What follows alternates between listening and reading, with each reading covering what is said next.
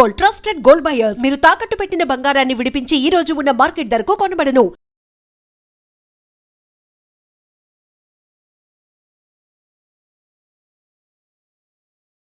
మనిషి విశ్వాసం అక్కడ మతాల సరిహద్దులను చెరిపివేస్తుంది.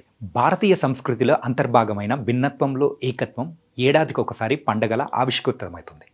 అదే నెల్లూరులో జరిగే రొట్టెల పండగ.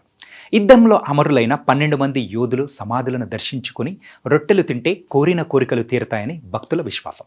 కోరికలు కోరుకుంటూ రొట్టెలు పట్టుకునేవారు కొందరైతే తీరిన కోరికను రొట్టె వదిలేవారు మరికొందరు. ఇదేదో ఒక ప్రాంతానికి పరిమితమైన రొట్టె కాదు. దేశ విదేశాల నుంచి లక్షల మంది భక్తులు రొట్టెలు పట్టుకునేందుకు అక్కడికి వస్తారు. భక్తి విశ్వాసాలతో అమరవీరుల సమాధులను దర్శించుకొని రొట్టెలు మార్చుకుంటారు.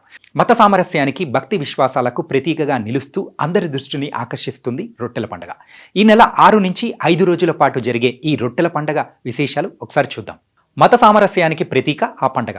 ఒక్క ఆంధ్రప్రదేశ్, తెలంగాణ, కర్ణాటక, తమిళనాడు రాష్ట్రాల నుంచే కాకుండా దేశ విదేశాల నుంచి ఆ మతం ఈ మతం అని లేకుండా అందరూ కలిసి వచ్చి కోరిన కోరికలు రొట్టెలు మార్చుకోవడం దశాబ్ది కాలం నుంచి ఆనవాయితీగా వస్తుంది.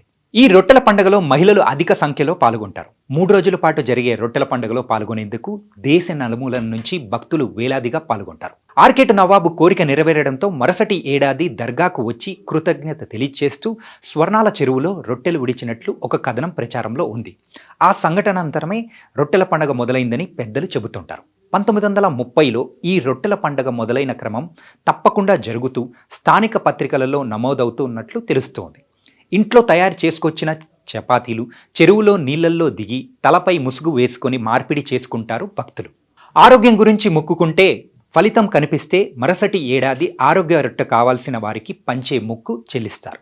ఇలాగే విద్యా రొట్టె, పెళ్లి రొట్టె, సౌభాగ్య రొట్టె, సంతాన రొట్టె, వీసా రొట్టె, అభివృద్ధి రొట్టె ఇలా ఎన్నో రకాల రొట్టెలు ఇక్కడ ఇచ్చిపుచ్చుకుంటారు.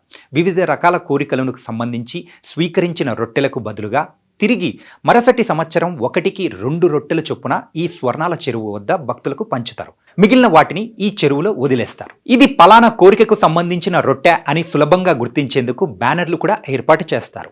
మత సామరస్యానికి ప్రతీకగా జరిగే ఈ రొట్టెల పండుగలో రొట్టెల మార్పిడి చేసుకున్న భక్తులు జిల్లాలోని కస్మూర్, అనము సముద్రం పేటలోని దర్గాలను కూడా సందర్శిస్తారు.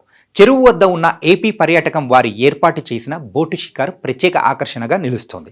రొట్టెల పండుగ జరిగే సమయంలో బార్ షహీద్ దర్గాలో గంధా మహోత్సవం కూడా జరుగుతుంది.